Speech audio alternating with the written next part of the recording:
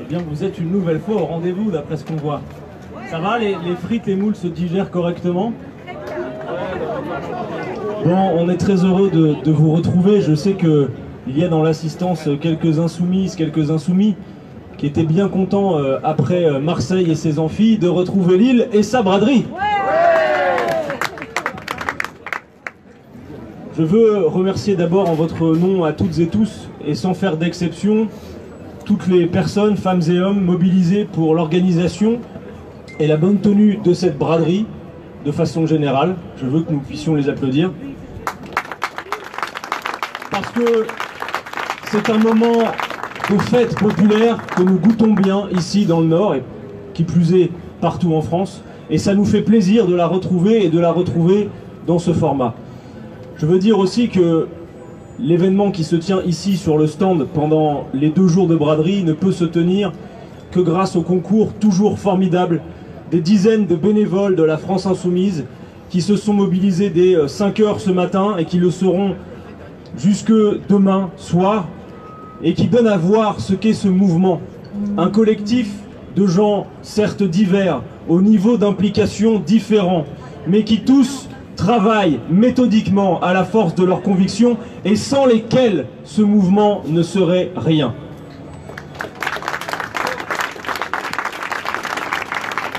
Parce que c'est sûr, Hugo et moi, depuis maintenant un peu plus d'1 an, recevons sans cesse partout, et cela nous touche, des remerciements pour notre travail et celui du groupe parlementaire, les 17, comme vous avez pris l'habitude de les appeler. Mais nous devons dire et répéter que ces 17 sont une partie et non un tout de la France Insoumise, et que sans les militants, sans les bénévoles, ces 17-là ne seraient rien, mais que ces 17, plus tard il y en aura d'autres, couplés à la formidable énergie de ce mouvement, ça fait une force qui est aujourd'hui non seulement la première force d'opposition face à Macron, mais qui plus est, et c'est inédit depuis peu, la force mise en tête, considérant le fait qu'elle ferait mieux que ceux qui nous gouvernent. Et cela, c'est inédit.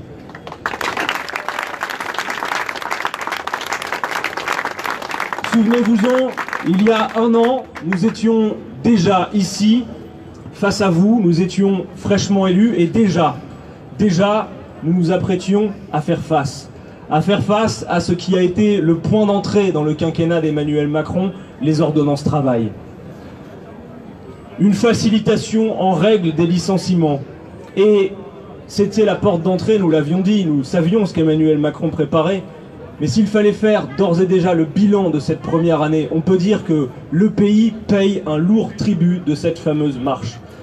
Les ordonnances travail, la SNCF, les services publics, les choix budgétaires, les renoncements écologiques. Et puis, bien évidemment, alors que nous avions un président de la République qui nous annonçait qu'il allait tout changer sur le fond, mais aussi sur la forme, jusqu'à l'exercice du pouvoir, a fait cette démonstration implacable, avec l'affaire bien sûr Benalla, mais également les révélations sur Monsieur Koller, mais également les révélations sur Madame Nyssen, j'en passe et des meilleurs, que la République exemplaire, c'est encore malheureusement d'abord et avant tout, et plus que jamais, la République des affaires.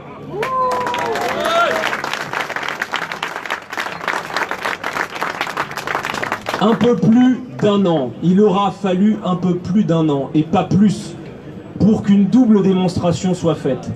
D'abord, qu'Emmanuel Macron, loin d'être le révolutionnaire, comme le prétendait son bouquin, est le grand continuateur qui poursuit le travail engagé par ses prédécesseurs, messieurs Sarkozy et Hollande, en poursuivant cette logique libérale, quoi qu'on y mette des nuances différentes, qui nous fait courir à la catastrophe que nous voyons devant nos yeux.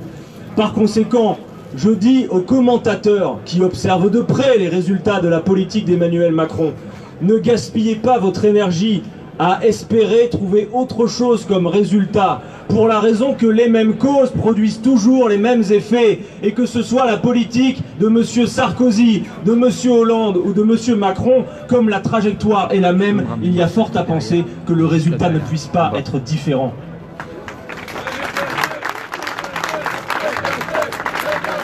Oui, dégagez.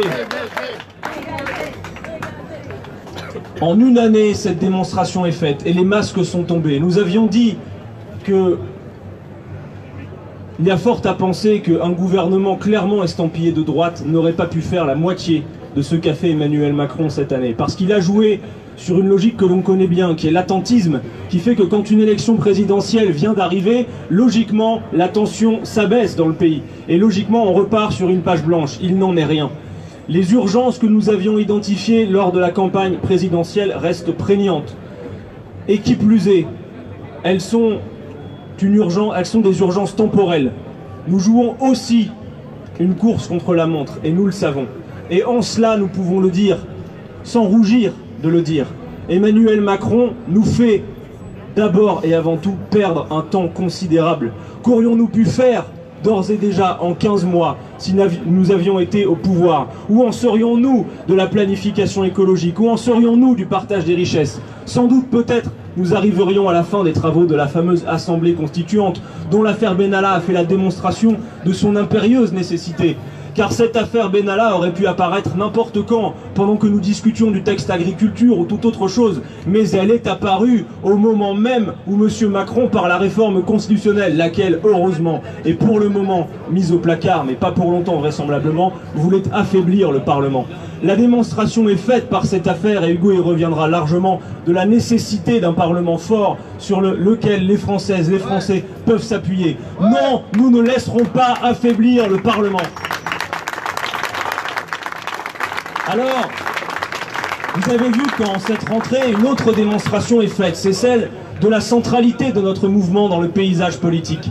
Parce qu'après un an de mandature, avec le travail du groupe de la France Insoumise, celui de ses bénévoles, la démonstration est aussi faite que celles et ceux qui, à cette heure, continuent à faire croire ou à chanter partout que la France Insoumise serait une bande de sauvages exagérés et non sérieux, eh bien, sont ridicules, parce que cette démonstration est faite que la France Insoumise est composée de gens sérieux et raisonnables, qui certes ont un projet qui assume une forme de radicalité, mais cette radicalité est simplement assise sur celle des urgences que nous avons constatées. Cette démonstration est faite, et nombreuses sont les femmes, les hommes qui viennent nous voir, qui nous témoignent du fait que jusqu'à présent, ils n'auraient pas voté pour nous, ni plus pour un camp qu'il convient d'appeler la gauche dans son ensemble, mais que parce que ce que nous disions est maintenant plus audible qu'avant, parce qu'à l'épreuve des faits, la démonstration est faite que notre diagnostic et nos solutions sont crédibles. Alors figurez-vous que des gens qui n'avaient jamais voté pour nous maintenant nous rejoignent.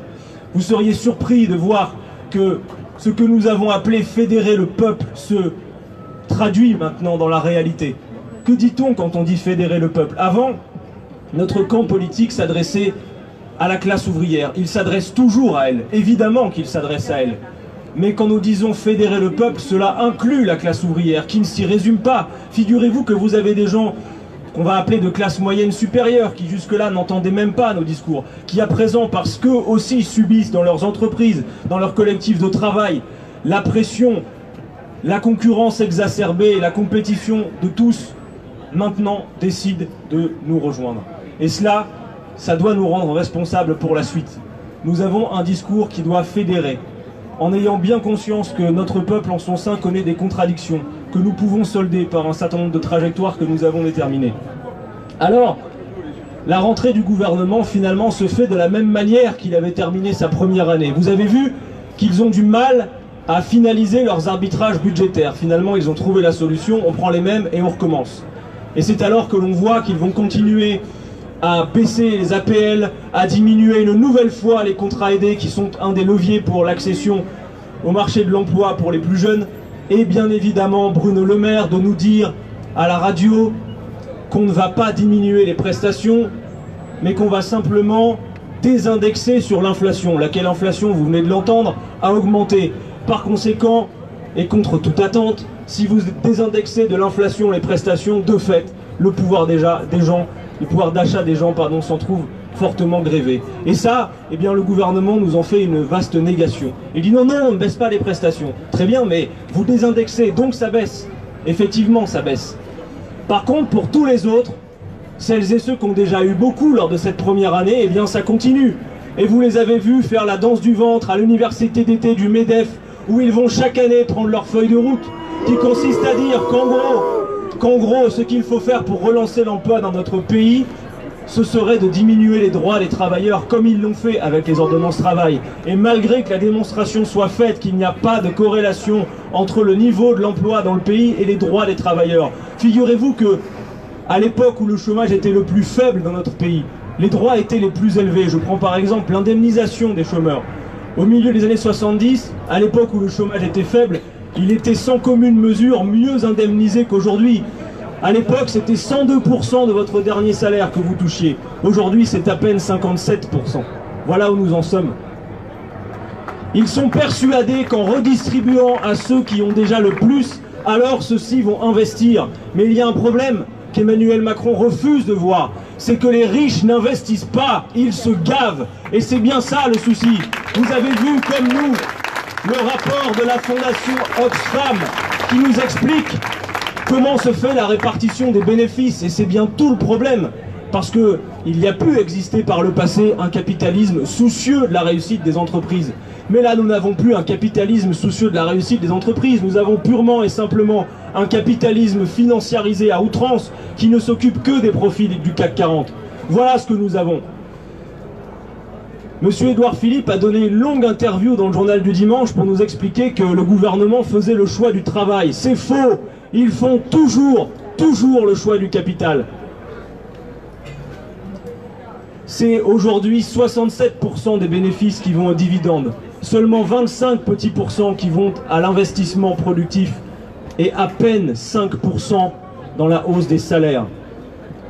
Un salarié français travaille aujourd'hui près de 40 jours par an pour rémunérer les actionnaires. Dans les années 80, c'était à peine 9. C'est le coût du capital qui vampirise l'activité de ce pays. Voilà la réalité. En 20 ans, le niveau des dividendes a augmenté de 200%. Le niveau des salaires, le salaire moyen n'a augmenté qu'à peine de 14%. Par conséquent, il est faux de penser qu'avec ces recettes de sorciers, on va pouvoir obtenir quelque changement que ce soit. Parce que, y compris sur le pouvoir d'achat, ce sont les rois de la fumisterie. Ne cessez jamais de réexpliquer certains fondamentaux qu'ils refusent. Expliquez toujours autour de vous que dire que quand on supprime ou qu'on diminue les cotisations sociales, on augmente le pouvoir d'achat, c'est absolument faux, pour la raison que les cotisations sociales sont une part du salaire socialisé. Emmanuel Macron ne fait qu'une chose, vous donner dans une poche ce qu'il vous a pris dans l'autre et rien de plus. Nous savons comment nous pourrions augmenter le pouvoir d'achat. Et plutôt que d'aller faire les poches des retraités comme ils le font, il ferait mieux de s'employer à faire les poches des fraudeurs et des évadés fiscaux qui nous coûtent chaque année la bagatelle de 1 600 € par an et par contribuable. Voilà le prix de la fraude, voilà le prix de l'évasion. Il est plus que temps dans ce pays de partager les richesses. Non pas par esprit vengeur, mais parce que l'activité restera atone tant que nous n'aurons pas fait cela. Et c'est la raison pour laquelle nous portons encore cette solution de l'écart maximum des salaires de 1 à 20 dans l'entreprise. C'est la raison pour laquelle, par exemple, plutôt que leur tergiversation sur un bricolage inepte qui s'appelle le prélèvement à la source, nous proposons une véritable révolution fiscale qui ferait qu'on n'aurait plus 5 tranches mais 14 tranches d'impôts et que cet effet aurait une meilleure répartition, que celles et ceux qui gagnent moins de 4 000 € par mois avec nous paieraient moins d'impôts. Nous sommes, nous, soucieux de l'entreprise parce que nous ne confondons pas l'entreprise des grands patrons qui agissent comme des vampires avec la grande masse des patrons de PME, de TPE qui n'attendent qu'une chose, c'est que leur carnet de commandes se remplisse, c'est d'avoir des pouvoirs publics soucieux d'une activité qui ait un sens. Voilà ce que nous voudrions faire à cette heure.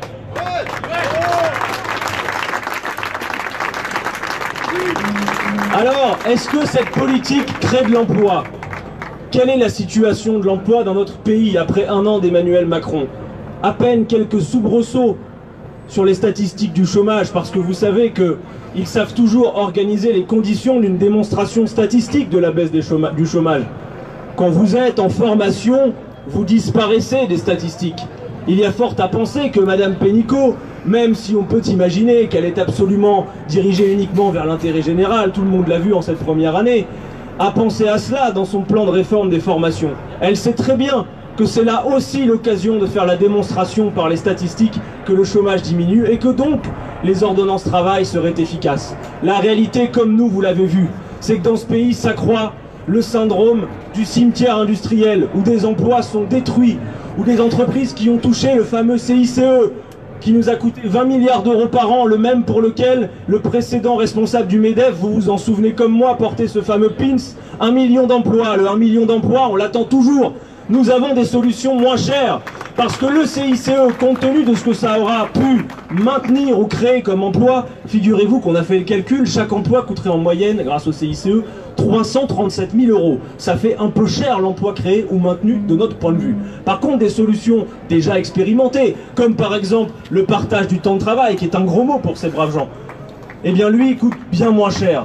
Et dans les années 2000, quand nous avons diminué le temps de travail, quand ont été réalisés les 35 heures, il y a eu création d'emplois nets, et ça, ils refusent de le voir. Leur politique de l'emploi se résume de la manière suivante: exonération fiscale, incitation financière, et ensuite ils s'agenouillent et ils implorent le ciel. Ils pensent que c'est comme ça, sans demander de contrepartie, qu'il va y avoir de l'investissement. Ça ne fonctionne pas, on le voit. Quand on ne demande pas de contrepartie, eh bien ces gens-là n'en donnent pas. Et la situation de l'emploi dans ce pays n'est pas celle du chômage volontaire qu'ils agitent à longueur de temps, c'est bien celle d'une pénurie d'emplois qui fait et déployer ce chiffre partout. Que nous avons un stock moyen d'un emploi non pourvu pour 44 chômeurs. Par conséquent, si vous mettez tous les prétendus fainéants, et vous savez comme moi qu'il n'en est rien, que le chômage tue 14 000 personnes par an, si vous mettez tout le monde dans une case vide, vous avez de toute façon encore une masse considérable de chômage. Et malgré cela, que veut faire Madame Pénicaud? Renforcer le contrôle des chômeurs. Leur faire signer régulièrement ce qu'elle va appeler un carnet de bord. Parce que désormais, les agents de Pôle emploi, qui travaillent dans des conditions difficiles, eh bien, ne sont plus en situation de fournir du travail.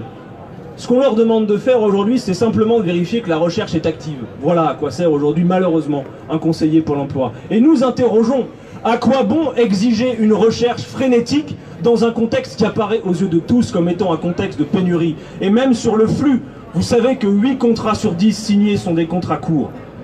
À cela, le gouvernement a dit, nous allons mettre le fameux bonus-malus. Lequel bonus-malus? Le MEDEF dit, bah nous on n'est pas sûr, on n'a pas très envie. Eh bien nous avons mieux à faire, parce que ce bonus-malus, qui fait qu'on irait donner un bonus à ceux qui simplement respectent la règle. Imaginez-vous que demain on a distribué des tickets carburant à celles et ceux qui respectent les limitations de vitesse. Ça paraît dingue, mais c'est ce qu'ils veulent faire. À la rigueur, le malus, pourquoi pas. Mais nous avons mieux à faire, parce que nous ne voulons pas mener une politique qui pénalise. Nous avions proposé pendant la campagne présidentielle de refaire du CDI la règle, par l'instauration de quotas modulables. Par exemple, 5% de contrats courts dans les grandes entreprises et 10% dans les PME, dont on peut considérer qu'elles en ont davantage besoin. Mais ça suffit, le CDI doit redevenir la règle, et le pouvoir législatif est en mesure de le faire. C'est de volonté politique dont il manque. Nous disons clairement que sur la question de l'emploi dans ce pays, il faut lâcher la grappe aux chômeurs, pour qui c'est déjà difficile. Pôle emploi n'a pas attendu Madame Pénicaud pour effectuer des contrôles. Les contrôles sont déjà faits et 86% des chômeurs contrôlés sont en recherche active d'emploi. Et pour les 14% restants, figurez-vous que 2/3 ne sont même pas indemnisés.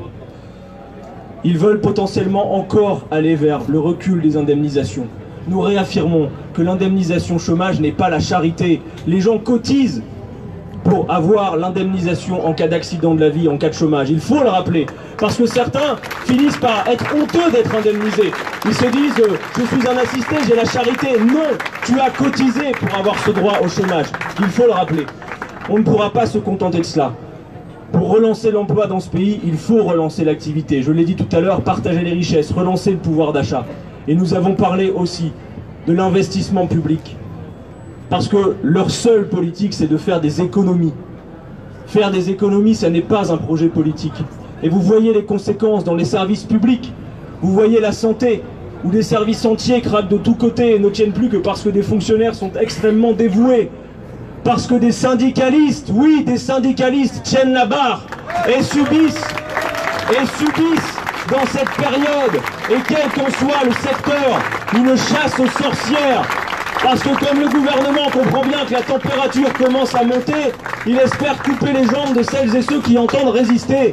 Et puisqu'il se trouve que par le fruit d'un hasard qui me va pour le plus grand bien, le stand de la France Insoumise est voisin à cette heure de celui de la CGT, je veux réaffirmer ici notre soutien le plus complet à Isabelle et Frédéric du CHU qui font l'objet de mise en cause et de convocation disciplinaire. Nous ne laisserons pas avancer la répression syndicale. Nous ne laisserons pas faire que dans ce pays, on confonde syndicalistes et voyous. Les syndicalistes ne doivent pas être réprimés, ils devraient être décorés.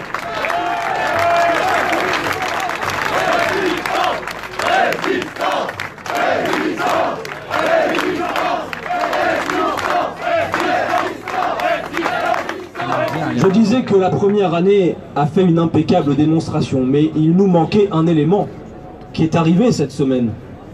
Une démission fracassante, inattendue, qui fait une démonstration implacable, celle de M. Nicolas Hulot. C'est le signe impeccable que le système Macron est entré en voie de décomposition. Et la démission de M. Hulot apporte une clarification politique d'ampleur. Ce que dit Nicolas Hulot, c'est que l'on peut changer les personnes, elles sont interchangeables.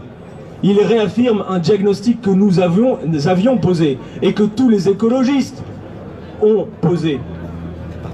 C'est que le problème ne tient pas au fait de verdir quelques pages d'un programme.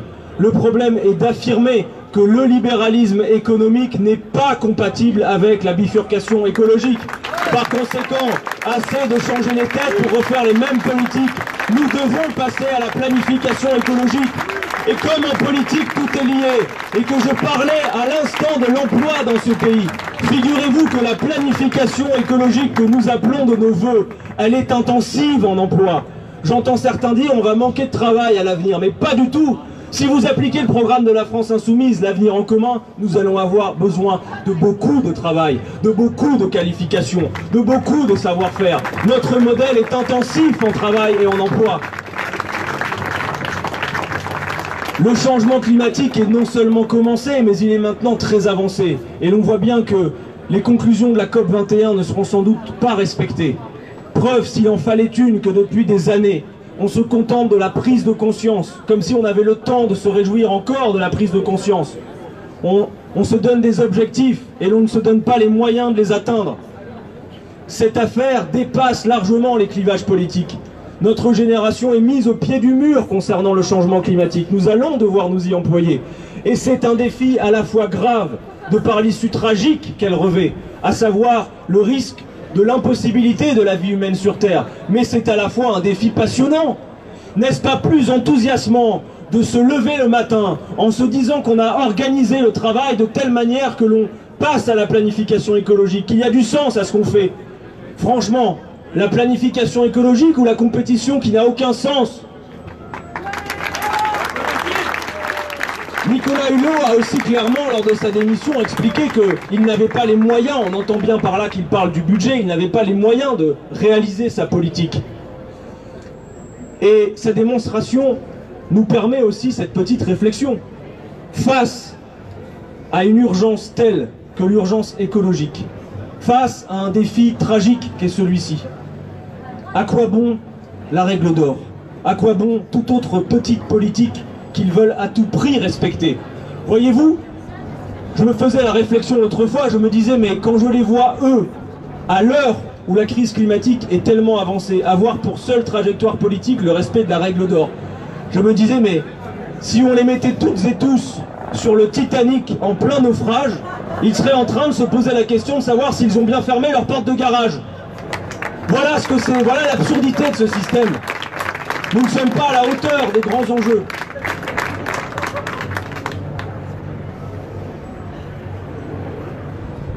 Dans le même temps, vous les voyez nous dire qu'il y aurait un problème avec l'immigration, reprendre les mots les plus abjects de l'extrême droite. Or, nous leur avons expliqué, notre position n'a jamais varié sur la question. Évidemment, quand les gens se présentent à nos portes, parce qu'ils ont dû fuir leur pays, quelles qu'en soient les causes, nous devons y répondre avec humanité, Nous devons organiser les conditions de cette réponse. Mais ça n'est pas suffisant. Il faut aussi s'employer à traiter les causes. Pourquoi les gens partent de leur pays? Pourquoi ces pays sont invivables? Et surtout, en quoi nous avons, nous, une responsabilité? Qu'il soit question des accords commerciaux inégaux, qu'il soit question des conflits dans lesquels on peut quelque chose, ou qu'il soit question du changement climatique qui va d'ici à 2050, si l'on ne fait rien, ou plus exactement, si l'on continue à ne rien faire, pousser des centaines de millions de personnes à fuir leur pays, qui n'auront pas d'autre choix que de le faire. Par conséquent, celles et ceux qui vous racontent qu'il y aurait un problème avec l'immigration, eh bien nous espérons qu'ils sont avant tout préoccupés de comment on endigue le changement climatique. Sinon, c'est de la foutaise. Et nous devons assumer ce devoir d'humanité. Alors, avant de laisser la parole à Hugo, quelques points sur les enjeux de la période.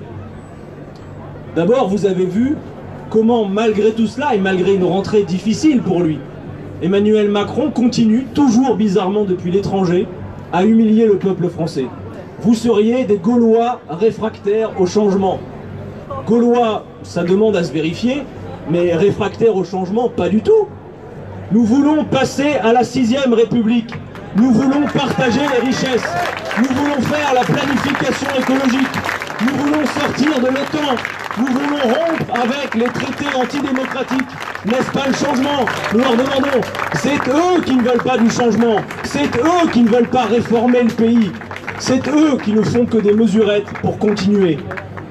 Et de ce point de vue, vous avez vu, la prochaine cible est annoncée. C'est les retraites. Avec le fait que le système actuel qui fait, comme vous le savez, que tout au long de votre vie active, vous cotisez pour les anciens, dans un système de répartition qui assure une solidarité intergénérationnelle, eh bien Emmanuel Macron nous dit tout ça c'est trop compliqué, il y a trop de statuts différents, il y a trop de régimes différents, on va harmoniser tout ça, tout le monde va partir d'une même ligne de départ, et tout au long de sa vie, les gens vont cumuler des points, lesquels points seront convertis à la fin de leur carrière pour avoir leur niveau de pension. D'abord, nous demandons si l'harmonisation appelée de ses voeux est une harmonisation par le haut. Nous savons évidemment que non.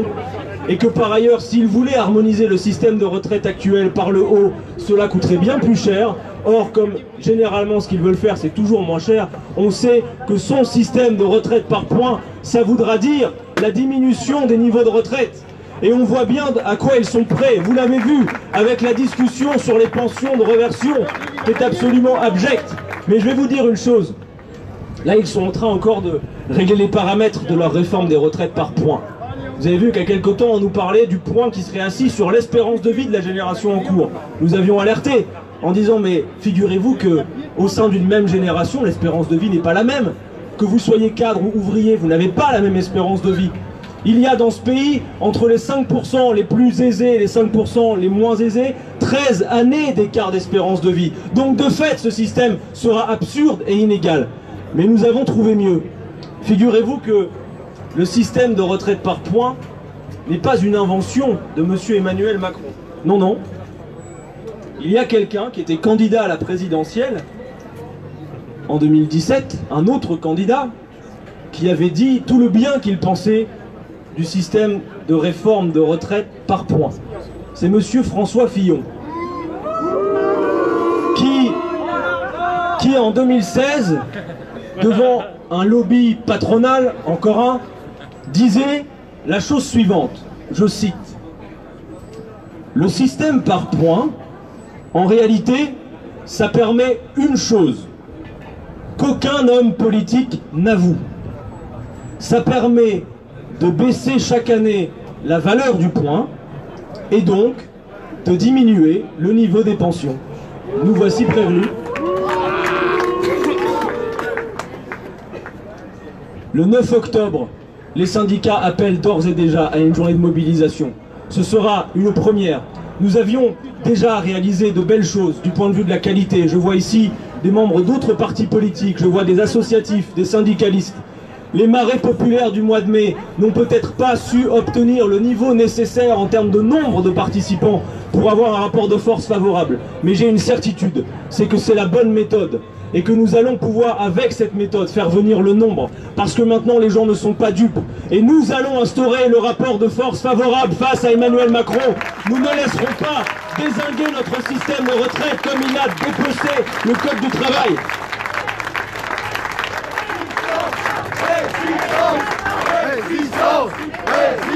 Alors, nous sommes là sous le beffroi et autour de nous d'autres stands de partis politiques.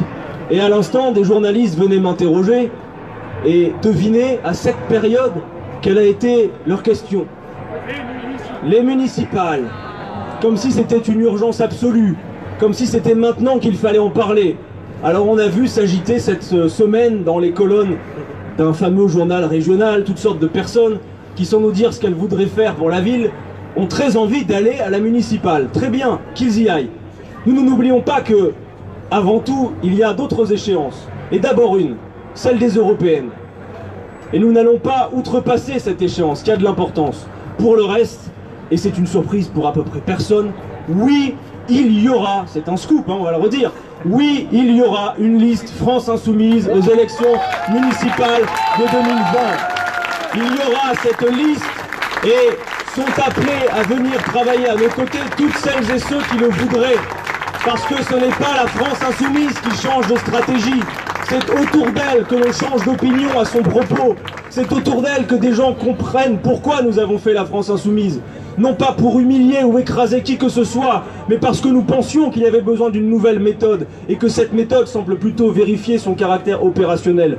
De la même manière que je vous appelle à rester clair sur cette méthode qui assure notre lisibilité, soyez bienveillants, soyez accueillants et faites de la place dans nos rangs pour toutes celles et ceux qui voudraient nous rejoindre.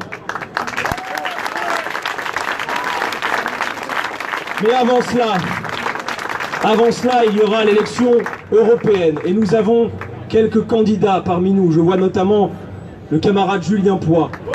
Alors, dans la période, vous avez vu qu'ils nous disent que peut-être nous aurions changé de discours parce que nous avons dit que nous voulions faire de cette élection européenne un référendum anti-Macron. Oui, nous allons faire de cette élection européenne un référendum anti-Macron. Et on est à l'aise pour dire que faire un référendum anti-Macron, ça ne veut pas dire qu'on déteste l'Europe, comme le dit M. Castaner ou M. Griveaux. Détester l'Europe, ça ne veut à peu près rien dire, pour la raison que l'Europe, c'est une réalité géographique, les amis. Et non, notre programme n'est pas de découper la France et de l'arrimer pour aller je ne sais où. Nous dénonçons une construction politique particulière de l'Europe, et non pas l'Europe en tant que telle. Et ce n'est pas nous qui détestons l'Europe, c'est cette construction politique particulière qui la rend détestable, ce qui n'est pas la même chose.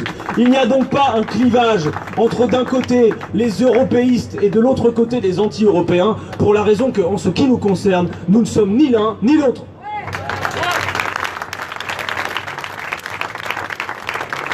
Nous disons les choses clairement. Celles et ceux qui racontent que l'on peut mener une politique progressiste, sociale et écologiste ambitieuse dans le cadre des traités actuels mentent. Ce sont des affabulateurs. Ces traités européens empêchent d'harmoniser socialement et fiscalement. Par conséquent, toutes belles paroles avec lesquelles par ailleurs nous serions d'accord ne sont que de belles comptines et des paroles vaines si l'on ne se donne pas les moyens d'appliquer notre politique. Nous savons que notre programme n'est pas applicable dans le cadre des traités européens. Par conséquent, si nous étions en responsabilité, il s'agirait pour nous de dire « Oui, nous voulons un SMIC européen ». Oui, nous voulons l'harmonisation fiscale au niveau européen. Oui, nous voulons en finir avec les pesticides. Et le plan A, c'est de dire que nous essayons d'en convaincre toute l'Union européenne de faire autre chose.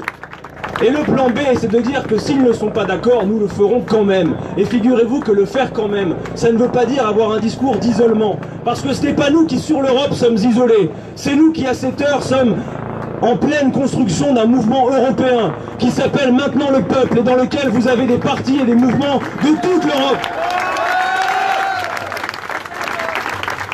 Maintenant le peuple, c'est ce que nous voulons dire et c'est ce que nous ferons lors de ces élections européennes. Le principal enjeu pour nous va être la participation populaire. L'élection européenne est habituellement caractérisée par une très forte abstention. C'est contre celle-ci que nous devons lutter à cette heure.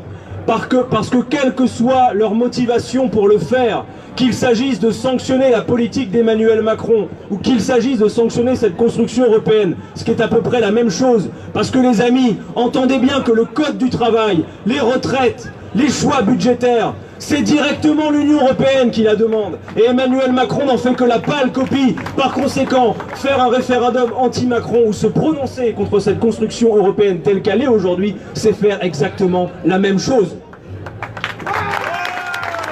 J'en termine.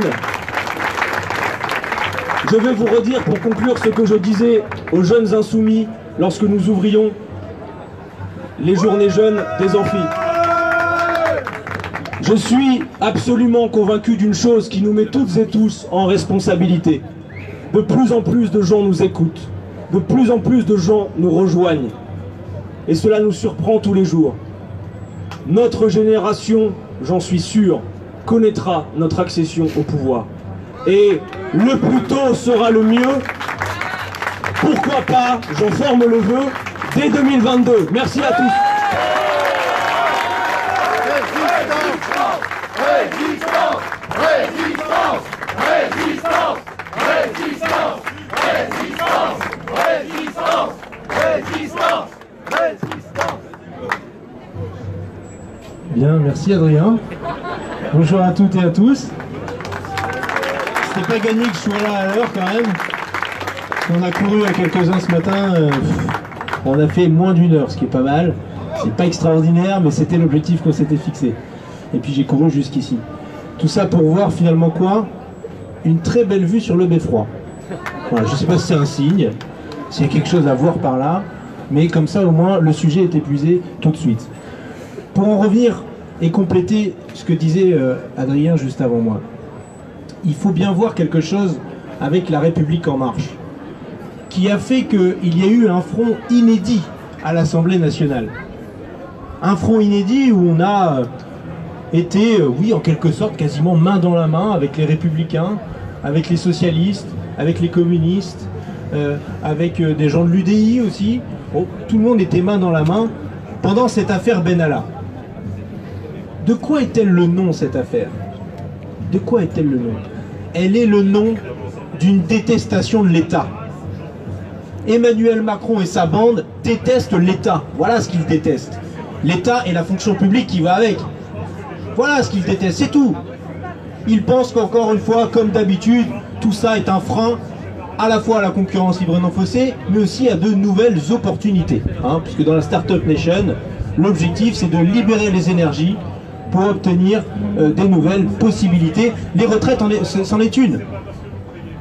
Vous savez bien, pour prolonger le raisonnement d'Adrien, qu'une fois que vous aurez remarqué que cette retraite à points, c'est de l'enfumage, qu'il vous restera des clopinettes à la fin, qu'est-ce que vous allez faire? Qu'est-ce que la masse des gens vont faire? Ils vont regarder les affiches publicitaires dans la rue qui leur disent venez chez nous, nous on vous propose un système assurantiel par capitalisation privé et vous aurez votre complémentaire. Oui, vous mettrez 20, 30 euros en plus par mois, mais au moins vous aurez quelque chose à la fin. Voilà, ce sont des milliards d'euros qui échappent aujourd'hui à la finance et qu'ils veulent remettre un petit peu à la fois, à petits pas, entre les mains des capitalistes et des financiers, de ces rapaces. Parce que ils détestent tellement l'État, tellement qu'ils y appliquent des règles bien plus sauvages encore dans la fonction publique que les règles qu'ils ne veulent pas appliquer aux entreprises. Adrien parlait tout à l'heure du nombre de CDD dans les entreprises. Il y avait une histoire de mettre en place un bonus-malus. Que le MEDEF n'était pas d'accord avec un seuil à 5% pour les grandes entreprises, pardon, et de 10% pour les petites et moyennes entreprises. Est-ce que vous savez combien il y a de contractuels dans la fonction publique en moyenne? Combien? Il y en a plus de 20%. Plus de 20%. Une personne sur 5 qui travaille dans l'administration est un contractuel. Et que propose Olivier Dussopt? Vous savez, le transfuge, celui qui siégeait à côté de moi avant en commission des lois, qui était au Parti Socialiste, je sais pas si bon, et qui maintenant est au gouvernement, auprès de Gérald Darmanin. Qu'est-ce qu'il propose? J'ai entendu par là? Plus de contractuels, voilà. C'est ça qu'il fallait, c'est ça que vous demandiez, vous les gens. Vous vouliez avoir plus de contractuels, parce que c'est plus performant. Non, parce qu'ils détestent l'État. Et on l'a vu tellement pendant l'affaire Benalla, qu'en plus de détester l'État, ils détestent le Parlement. Ils détestent la représentation nationale. Ou plutôt, ils s'en fichent. Ils n'en ont rien à faire. Et les députés de La République En Marche se détestent eux-mêmes, c'est pour dire. Donc c'est quand même quelque chose d'extraordinaire. Alors on vous a raconté, vous avez vu sur les plateaux télé, que c'était une tempête dans un verre d'eau. Qu'il n'y avait pas grand-chose, et que d'ailleurs, La République En Marche avait fait toute la lumière sur cette affaire, parce que à l'Assemblée nationale, la majorité avait voulu mettre en place une commission d'enquête. Non, non, non. Ça ne s'est pas du tout passé comme ça. La commission d'enquête a été arrachée à la majorité après 2 jours et demi non-stop de rappel au règlement. Situation extraordinaire. Vous êtes dans un hémicycle et il y en a un qui dit rappel au règlement. Il lève le bouquin, le règlement. Il dit oui, bonjour, voilà, je suis pas d'accord, l'affaire Benalla, c'est un scandale d'État, et il est temps de mettre en place une commission d'enquête. Parce que les Français veulent savoir, etc. Enfin voilà. Et là, un deuxième député lève son bras. Rappel au règlement, de l'autre côté de l'hémicycle. Oui, c'est un scandale d'État, on parle de la réforme constitutionnelle, de donner plus de pouvoir au président de la République, moins de députés. Et quoi? On apprend par la presse qu'un type se met un brassard de police et va taper des manifestants, pas un mais plusieurs en plus. Et minute après minute, on en apprenait dans la presse. C'était extraordinaire, on était sur nos smartphones là, et on voyait, alors Benalla à la plage, Benalla à la piscine, Benalla à la salle de sport de l'Assemblée nationale, enfin bon, je vous passe les détails. Et rappel au règlement, il y a eu plus de, je crois, 350 rappels au règlement. Je ne sais pas si vous vous rendez compte, quoi. Donc on a fait une forme d'obstruction, et au bout d'un moment, ils n'en pouvaient plus. Je veux dire, De Rugy n'en pouvait plus, le président de l'Assemblée nationale. Les députés de La République En Marche n'en pouvaient plus de ces rappels au règlement incessants, parce que c'est pas eux qui les faisaient, c'était nous. À nous, la France Insoumise, les Républicains, les socialistes, les communistes, etc. Et ils finissent par dire, bon, on va mettre en place une commission d'enquête. Victoire! Alors on s'est dit, ça y est, on les tient. Ils ont quand même du coup été racontés sur les plateaux que c'était grâce à eux. Bon. Ils auraient pu nous empêcher de faire nos rappels au règlement. Il y a des trucs dans le règlement justement qui permettent d'empêcher les députés de faire de l'obstruction comme ça en mettant des sortes d'amendes. Vous savez, c'est notre collègue François Ruffin qui s'en est mangé une à un moment donné parce qu'il avait mis un maillot de foot pour un discours sur le sport amateur, et notamment le football amateur, qui a eu une résonance particulière depuis la victoire de l'équipe de France à la Coupe du Monde. Donc on obtient cette commission d'enquête. Et alors là, on se réunit pour dicter un certain nombre de règles. On dira, bah oui, les débats seront publics, filmés, retransmis en ligne. Oui, oui, oui, pas de problème. Très bien. On pourra tous poser des questions à tour de rôle. Oui, oui, oui. D'ailleurs, ce sera le bureau de la commission qui décidera de la liste des personnes auditionnées. Oui, oui, oui, très bien, tout passe. Génial. Et là, on arrive à la fameuse réunion de bureau de la commission d'enquête où je siège. Et où La République En Marche a réfléchi depuis, hein, il s'est passé quoi, 12 heures entre les deux?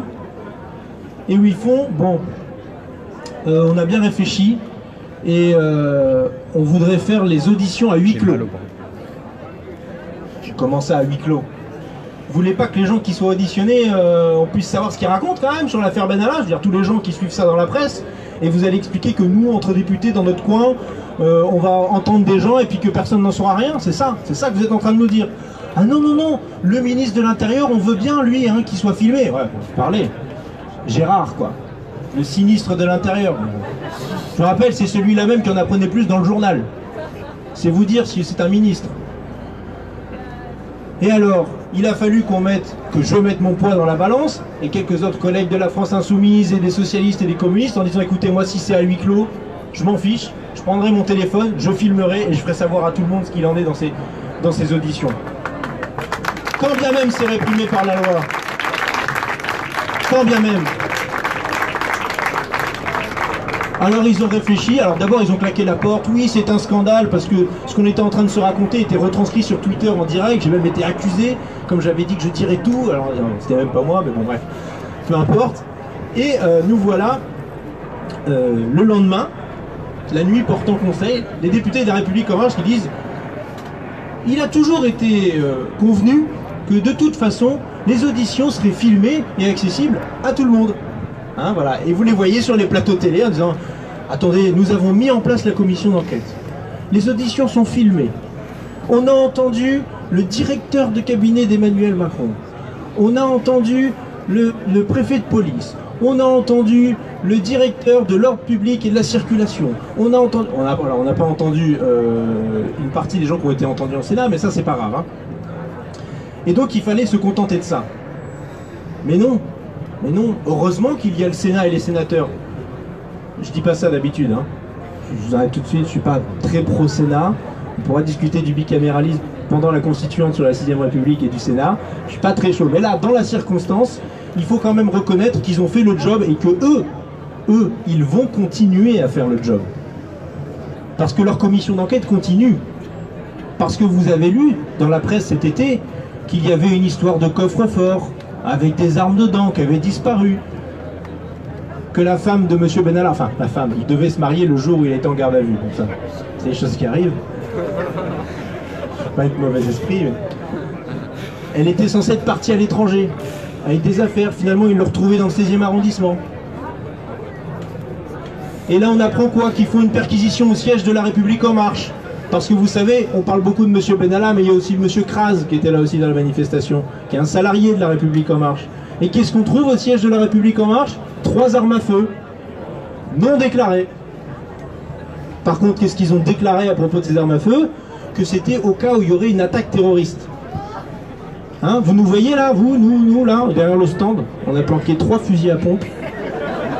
On ne sait jamais. Non, c'est un conseil de Castaner. Il m'a dit, écoute Hugo, fais gaffe parce qu'on ne sait jamais. Nous, à La République En Marche, on a pris 3 fusils à pompe. Bon. Voyez un peu le ridicule de la situation.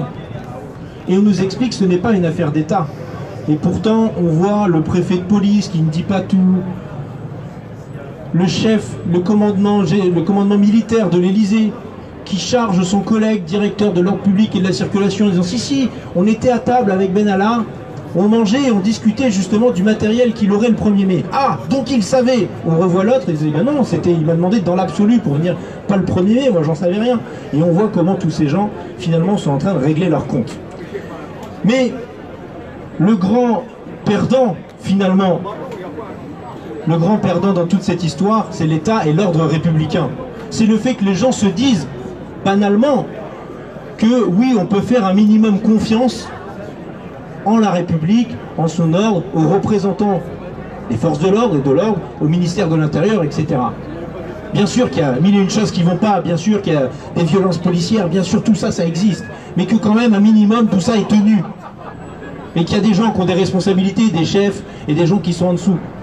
Et quand vous voyez que celui qui est tout en haut, Emmanuel Macron, vous explique « Circulez, il n'y a rien à voir, tout est de ma faute, et vous ne pouvez rien me faire », qu'il vienne me chercher, hein?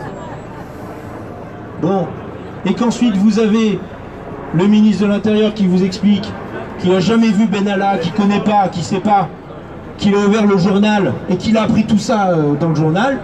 Au moins il sait encore lire le journal, c'est déjà pas mal.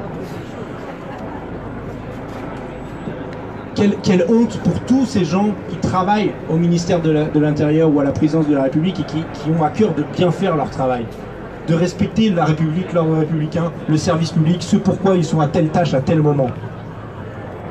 Quelle honte pour eux d'avoir un ministre pareil, d'avoir un président de la République pareil. C'est tout le consentement, la chaîne de consentement à l'autorité qui est mise en cause.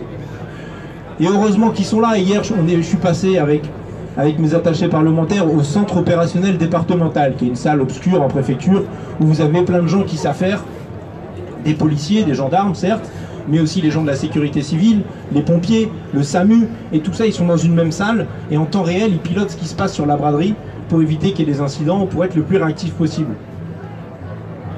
Et il faut les en remercier de faire ce travail-là. Des gens qui pendant 72 heures sont là, travaillent d'arrache-pied pour faire en sorte que la braderie se passe bien.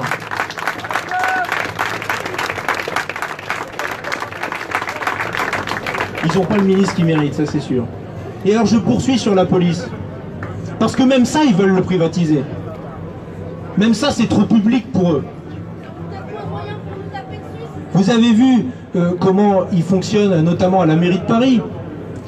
où ils ont externalisé, alors ils ont commencé par les PV à mettre sur la circulation, les PV de circulation.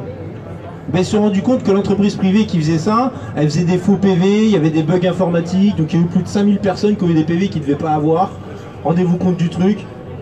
Bien évidemment que quand vous filez ça à une boîte privée, elle suit une logique de rentabilité. Elle se rentabilise, voilà. Et elle n'est pas dans une dimension d'intérêt général. On peut reprocher beaucoup de choses aux policiers, mais en théorie, ils ont encore cette capacité qu'on appelle le discernement, de savoir la proportionnalité, de mettre telle ou telle amende. Voilà, c'est ça qui fait que des fois, ils sont un peu sympas. Quand vous êtes arrêté, vous avez un peu déconné, bon, allez-y, circulez, c'est bon, allez-y, quoi. Ça arrive pas tout le temps, ça arrive pas tout le temps. Ça arrive pas souvent, mais ça arrive. Et qu'est-ce qu'on a aussi? Qu'est-ce qui s'est passé pendant cet été? Vous avez des CRS qui sont non pas en manifestation en train de nous taper dessus. Et oui, ils nous tapent dessus en manifestation. Et oui, un gouvernement de la France insoumise pratiquerait des stratégies de désescalade et ne ferait pas taper, ne donnerait pas l'ordre de taper sur les manifestants, tout simplement. Les CRS font autre chose l'été. Ils sont à la plage. Alors non pas à titre personnel, pour faire bronzette, mais ils viennent faire maître nageur sauveteur. Vous avez peut-être déjà fait attention que sur les plages, donc c'est maître nageur sauveteur, et c'est marqué CRS derrière, et ils s'occupent de ça. Et il y en a de moins en moins. Il y en a de moins en moins.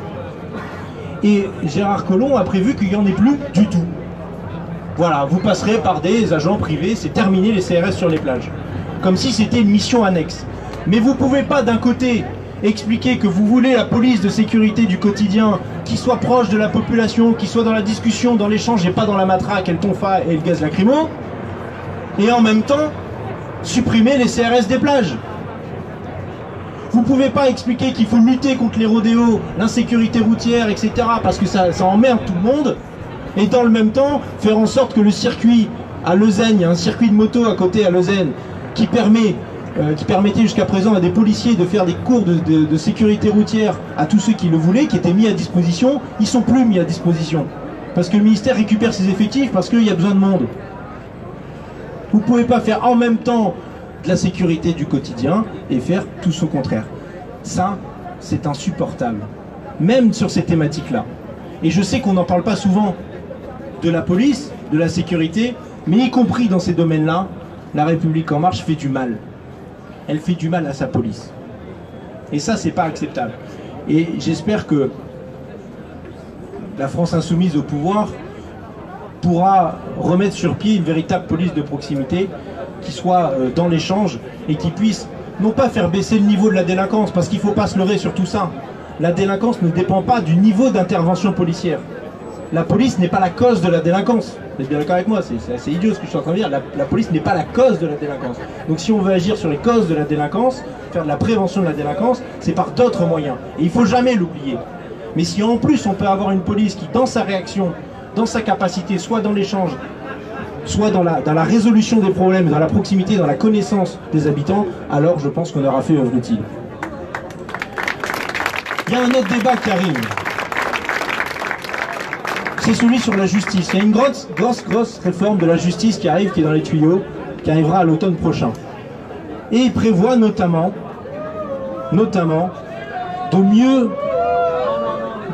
utiliser les moyens du ministère de la Justice. Alors on a une situation assez extraordinaire au ministère de la Justice. Vous avez une augmentation du budget de 4% entre 2018 et 2019. Une des plus fortes augmentations de l'histoire, etc. Donc on vous vend du rêve.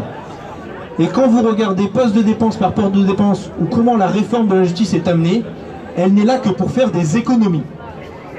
À tout point. Sur la procédure civile, objectif, des économies. Ils appellent ça fluidifier pour les dossiers, tout ça. Des économies. Sur le pénal, des économies.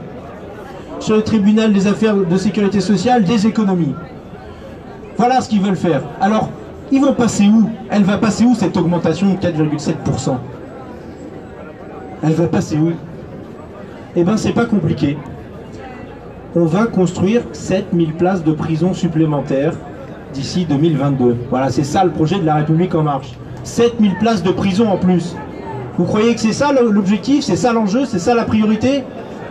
Non, bien sûr que non. On a battu un triste record cet été. Pas seulement celui du jour de dépassement, mais aussi de passer et franchir la barre des 70 000 détenus dans ce pays. 70 000 détenus. Alors qu'on sait que le premier facteur de récidive ou d'entrée dans ce qu'on appelle l'école du crime, un parcours de délinquance, c'est la prison précisément.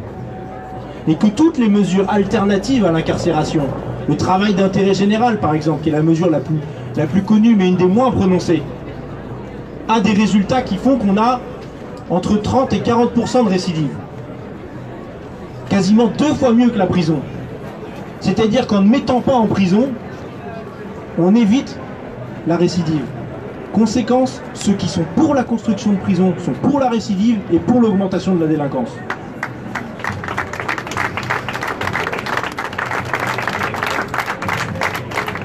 « 7000 places de prison, alors qu'il y a tellement de choses à faire.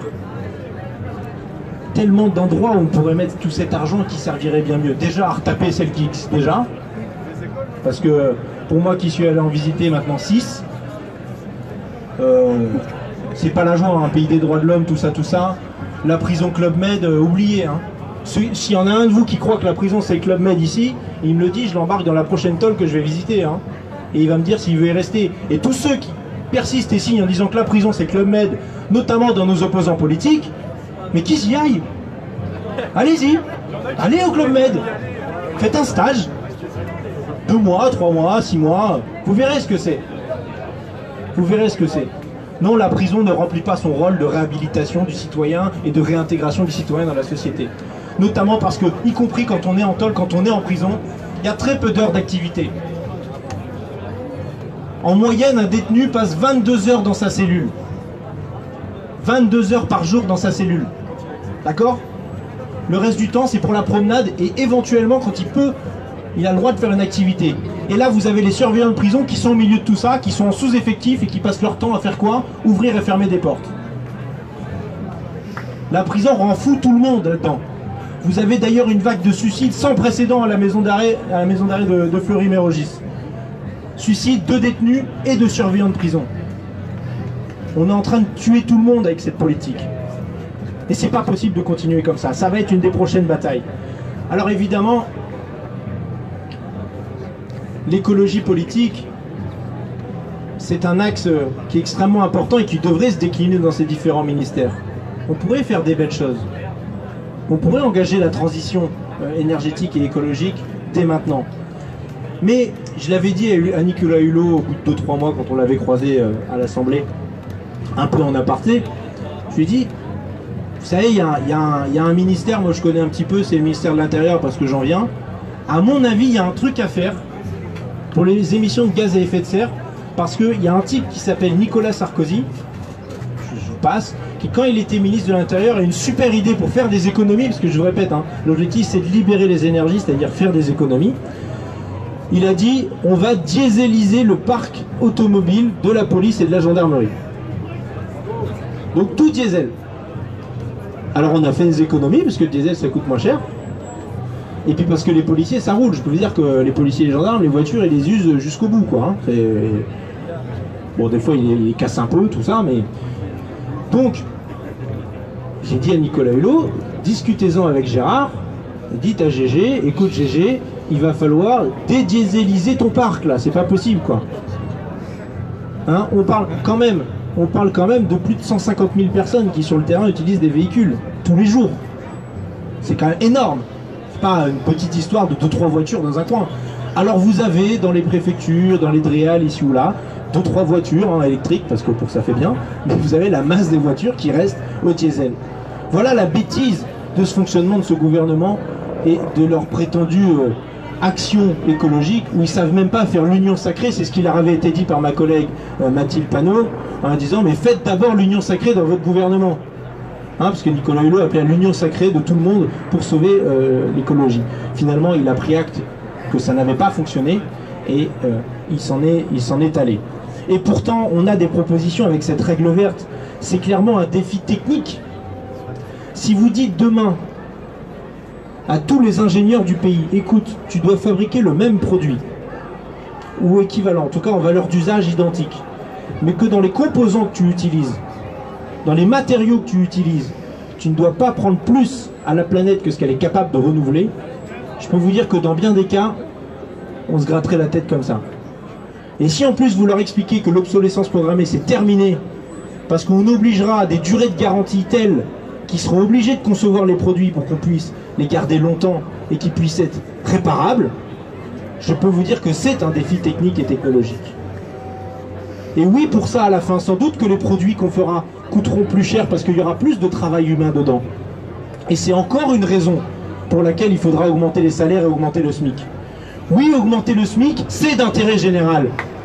Et c'est d'intérêt écologique.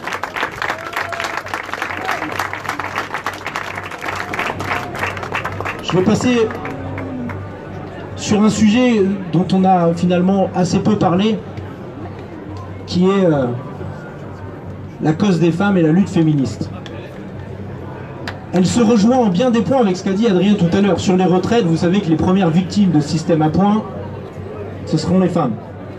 Vous savez qu'il y a cette histoire de pension de réversion qui n'était pas prévue dans leur système. Première victime, les femmes. Qui subit les contrats quand on parle de 8 personnes sur 10 qui sont embauchées en tant que contractuelles et pas en CDI, et les temps partiels subis? Les femmes.